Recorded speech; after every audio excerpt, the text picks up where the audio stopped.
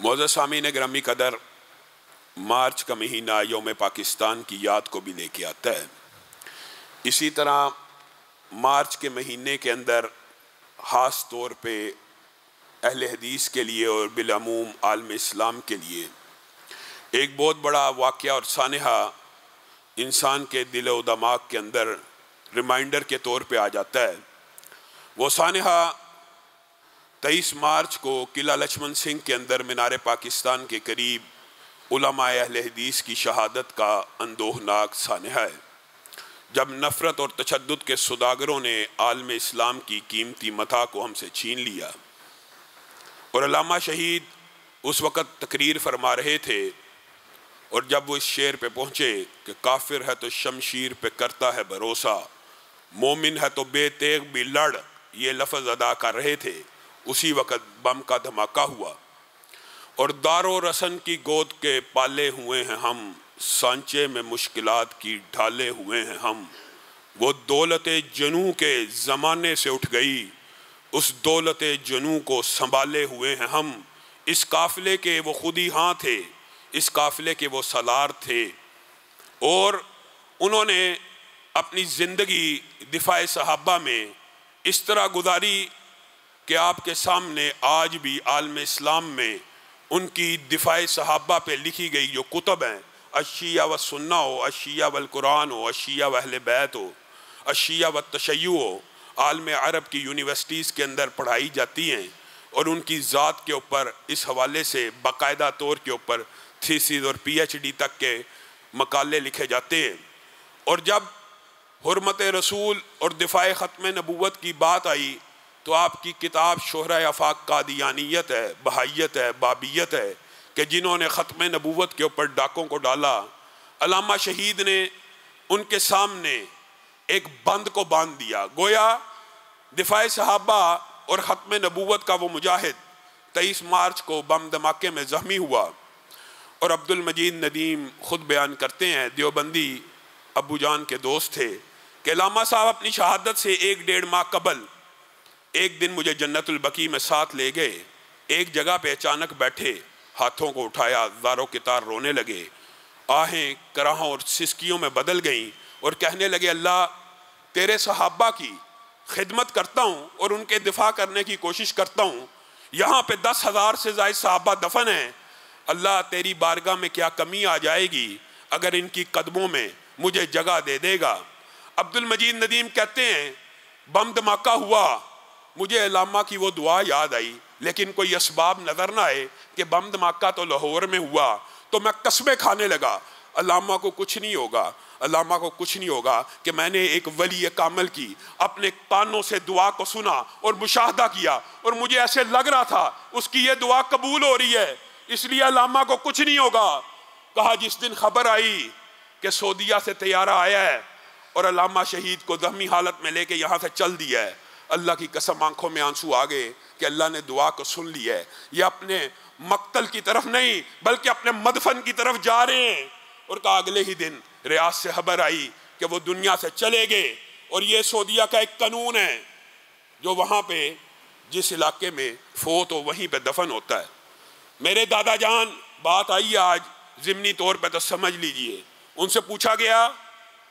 آپ کو سعودیہ نیشنلٹی دیتے ہیں، آپ کے سارے خاندان کو سعودی عرب کی نیشنلٹی دیتے ہیں، آپ ہم سے کیا چاہتے ہیں؟ انہوں نے کہا میں آپ سے کوئی بات نہیں چاہتا، صرف میں یہ چاہتا ہوں میرا یہ بیٹا دفاع صحابہ کیا کرتا تھا، دفاع ختم نبوت کرتا تھا، جنت البقیع میں اس کو دفن کر دیا جائے۔ ریاض سے ان کو مسجد نبوی لے کے آیا گیا، اور مسجد النبوی کے اندر اور خانہ کعبہ کے اندر پہلا ان کا نماز جنازہ ریاض میں ہوا، اور خانہ کعبہ میں بھی ان کا غائبانہ نماز جنازہ ہوا۔ اور مسجد النبوی میں آپ کو پتہ ہے عربوں کا ایک معمول ہے کہ جب بھی جنازہ آتا ہے وہ صرف اعلان کرتے ہیں کہ جنازہ میت کے اوپر، لیکن علامہ شہید کو یہ اعزاز ہے کہ ان کے جنازے سے قبل ان کا تعارف کروایا گیا اور ان کا وہاں پہ جنازہ ہوا۔ اور عبد المجید ندیم کہتے ہیں اللہ کی قسم میں کچھ دیر بعد جنت البقیع میں پہنچا، میں نے وہ جگہ تلاش کی جہاں علامہ صاحب بیٹھے تھے، میں اس جگہ پہ پہنچا تو کیا دیکھتا ہوں امام مالک کی وہ احاطہ ہے، اور اسی کے جس مقام کے اوپر بیٹھ کے دعا کر رہے تھے اسی مقام پہ اللہ تعالیٰ نے ان کو جگہ دے دی۔ اور میرے بھائیوں یہ تحدیث نعمت ہے۔ اور حاجی ظہور الہی جو میرے دادا تھے، آج یہ بات بھی میں کرنا چاہتا ہوں، ہم کئی مرتبہ دین کو بڑا لائٹ اور دین کے کاموں کو بڑا معمولی سمجھتے ہیں۔ میرے دادا کوئی عالم دین نہیں تھے، ایک تاجر تھے۔ ہاں، سیالکوٹ کی سب سے امیر اس وقت کا جو گھرانہ تھا احمد صاحب کے بیٹے تھے، اور ملا احمد پورا آج بھی سیالکوٹ میں موجود ہے میرے پردادا کے نام کے اوپر جو انہوں نے آباد کیا۔ ایک تاجر جس نے ایک عالم دین کی تقریر سنی علم کی اور علماء کی فضیلت کے اوپر، اس نے اللہ سے یہ وعدہ کیا، ایک تاجر ہے، دنیا دار، امیر، مالدار، اس نے اللہ سے وعدہ کیا اگر اللہ اولاد دے گا، بیٹے دے گا، تو ان کو تیری راستے کے اوپر وقف کروں گا، ان کو عالم دین بناؤں گا۔ ایک تاجر نے یہ امید اور خواہش ظاہر کی۔ آج اللہ کے فضل و کرم سے اسی ظہور الہی کی، ابھی کتنا عرصہ ہوا دنیا سے گئے ہیں،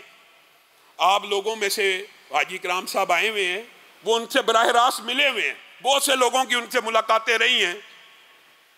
میرے والد صاحب کے بعد وہ فوت ہوئے ہیں، والد صاحب تو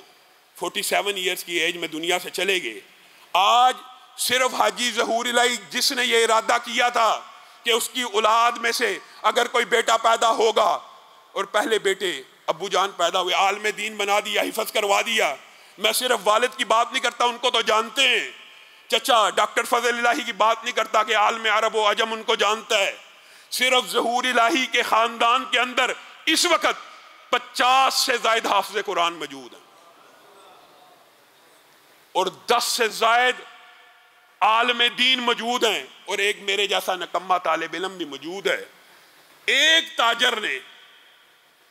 اللہ سے وعدہ کیا، دنیا سے چلا گیا ہے، 50 حافظ قرآن اس کی فیملی، اس کی اولاد میں سے موجود ہیں، کیا اس کو نیکیاں نہیں پہنچ رہی؟ آپ اور میں نے نیکیوں کے کون سے منصوبے بنائے ہیں؟ میں اور آپ کہاں پہ ہیں؟ 100 سال زمین کے اوپر نہیں گزرتے جب انسان سارے کے سارے زمین کے نیچے چلے جاتے ہیں، اور ہم نے اور آپ نے کیا منصوبے بنائے ہیں اپنے لیے صدقہ جاریہ کے؟ وہ عقل مند تھے، اللہ کی قسم عقل مند تھے، جو اپنے پورے کے پورے خاندان کو اس کام پہ لگا گئے۔ نیت نیک تھی، اللہ تعالیٰ نے نیکیوں کو دکھا دیا، اپنی آنکھوں سے دکھا دیا۔ اور پھر ایک عجیب بات ہے، بعض لوگوں کو اس بات کا پتہ نہیں ہے، میرے دادا بھی ریاض ہی میں فوت ہوئے تھے، یہ بھی کبھی موقع آیا تفصیل سے بیان کروں گا۔ اس وقت اپنے بیٹے فضل الہی کو وصیت کر گئے، مجھے دفن نہ کرنا جب تک جنت البقیع کی اجازت نہ آ جائے۔ اللہ کا کرنا ایسا ہوا، محیر العقول واقعات میں سے ہے، میرے دادا کو بھی اللہ نے جگہ دی تو ریاض سے ان کی میت کو ٹرانسفر کیا گیا مدینہ میں، اور ان کو بھی جنت البقیع میں داخل کیا گیا۔ ایک بیٹے کو عالم دین بنایا، اس کے لیے جنت البقیع کی مدفن کو مانگا، اللہ نے خود بھی مدفن وہیں دے دیا۔ اور پھر اللہ رب العزت نے یہ فضل و عنایت بھی کی کہ میرا ایک بیٹا جب میں مدینہ یونیورسٹی میں پڑھا کرتا تھا، اللہ نے عطا کیا، اور مدینہ میں ہی فوت ہو گیا، تو لا محالہ طور پہ جو مدینہ میں فوت ہوتا ہے اس کا دفن جنت البقیع میں ہوتا ہے۔ اللہ رب العزت ہمیں اپنے اسلاف کے نقش قدم پہ چلائے، اور ہمیں بھی صدقہ جاریہ اور نیکی کے ایسے منصوبے بنانے کی توفیق دے۔ یہ آج مارچ کے حوالے سے ایک ریمائنڈر کے طور پہ علامہ شہید کا ذکر آیا تو آپ کے سامنے کر دیا، اور علامہ شہید خود اپنے بارے میں بھی کہا کرتے تھے۔ اور آج کل کی سیاست کو اگر آپ دیکھیں تو یہ حسب حال ہے۔ علامہ شہید یہ شعر پڑھا کرتے تھے، ہم نے اس وقت سیاست میں قدم رکھا تھا جب سیاست کا صلہ آہنی زنجیریں تھیں، سرفروشوں کے لیے دار و رسن قائم تھے اور خانزادوں کے لیے مفت کی جاگیریں تھیں۔ اور آخر میں وہ یہ کہا کرتے تھے، خیف کہ اس وقت کے غدار بھی اب رستم ٹھہرے اور زندہ کے سزاوار فقط ہم ٹھہرے۔ 100 سے زائد پرچے ایوب خان، بھٹو اور ضیاء الحق کی آمریتوں کے خلاف لڑنے کی وجہ سے ان کے اوپر کاٹے گئے۔ جائیداد کی کرکی کا آرڈر بھی آ گیا، 48 گھنٹے جیل میں رکھا گیا، 48 گھنٹے بعد پانی کا ایک گلاس پلایا جاتا تھا۔ وجہ کیا ہے؟ اسلام کا نام لینا چھوڑ دو، دین کے نفاذ کی بات کرنا چھوڑ دو، ختم نبوت کا نام لینا چھوڑ دو، دفاع صحابہ کا نام لینا چھوڑ دو۔ اللہ کے فضل و کرم سے آج وہ دنیا میں موجود نہیں ہیں، ان کے جسمانی اور روحانی فرزند آج بھی دفاع صحابہ کی جنگ لڑ رہے ہیں، آج بھی ختم نبوت کی جنگ لڑ رہے ہیں، اور ایک وقت آئے گا ہم بھی دنیا کے اوپر نہیں ہوں گے، ہماری اولادیں، ہمارے پوتے، ہمارے پڑپوتے یہ دفاع صحابہ کی اور ختم نبوت کی جنگ لڑتے رہیں گے۔ اور بات آئی ہے تو یہ بات بھی کہنا چاہتا ہوں، مجھے بڑا دکھ اور افسوس ہوتا ہے بعض لوگوں کے اوپر۔ مرزا جہلمی کا کلپ آیا لیکن اس کے اندھے مقلدین ابھی بھی ان کی آنکھیں نہیں کھلیں۔ اگر کوئی اور دنیا کا بندہ یہ بات کہتا، اللہ کی قسم اس کے خلاف توہین کا مقدمہ ہوتا، اس کو جوتے مارے جاتے، چوکو چراہوں کے اوپر اس کے خلاف احتجاج ہوتا۔ سرعام پہلے دھمکیاں لگاتا ہے اداروں کی، ایجنسیوں کی، کسی نے نوٹس نہیں لیا، یہاں تک اتر آیا ہے، ابھی اس کا کلپ آیا ہے۔ اس نے کہا ہے کہ میرے اور میرے ساتھیوں کے اوپر جو مشکلات ہیں، معاذ اللہ وہ نبی اور ان کے صحابہ پہ بھی نہیں آئی۔ بتائیے۔ اور جب اس کے خلاف کلپ ہمارے بھائی نے، مفتی عتیق الرحمان علوی نے بنایا، اس نے اس کا جواب دیا، میں نے کب کہا جی کہ نبی کریم کہا بھی ہے، اور مکرنے کے بعد پہلے مکرا پھر وہی بات کرنا شروع ہو گیا کہ میرے کہنے کا مطلب یہ تھا کہ صحابہ کے اوپر جو مشکلات، اس سے زیادہ مشکلات ہمارے پر اس لیے آئی ہیں کہ صحابہ کے جو مخالف تھے، نبی کے مخالف تھے، وہ کافر تھے اور ہمارے مخالف مسلمان ہیں، اس لیے ہمارے پر زیادہ مشکلات ہیں۔ اس کو کبھی تپتے ہوئے صحرا میں ریت کے اوپر ڈال کے گرم پتھر اس کے سینے پہ رکھ کے اس کو کہا جائے احد احد کی آوازیں نکال، یہ کیسا بدبخت آدمی ہے۔ رسول اللہ نے فرمایا کہ امت کے اوپر سب سے سخت ابتلائیں اور مشکلات نبیوں پہ آتی ہیں، ان کے ساتھیوں پہ آتی ہیں، وہ مشکلات اور ابتلائیں بعد والوں پہ نہیں آ سکتی۔ لیکن عقل کے ایسے اندھے ہیں، عقل کے اوپر ایسا پردہ پڑا ہوا ہے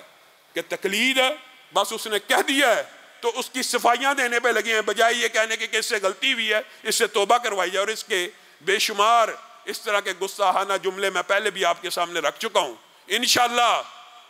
یہ صحابہ کا جو دفاع ہے یہ ہمارے ایمان کا حصہ ہے۔ لوگ کہتے ہیں آپ اس کے خلاف کیوں بولتے؟ جب کوئی صحابی کے خلاف بکواس کرے گا تو ہمارا بولنا ہم پہ فرض ہے، یہ دفاع کرنا آپ کے اوپر اور میرے اوپر، سب کے اوپر فرض ہے۔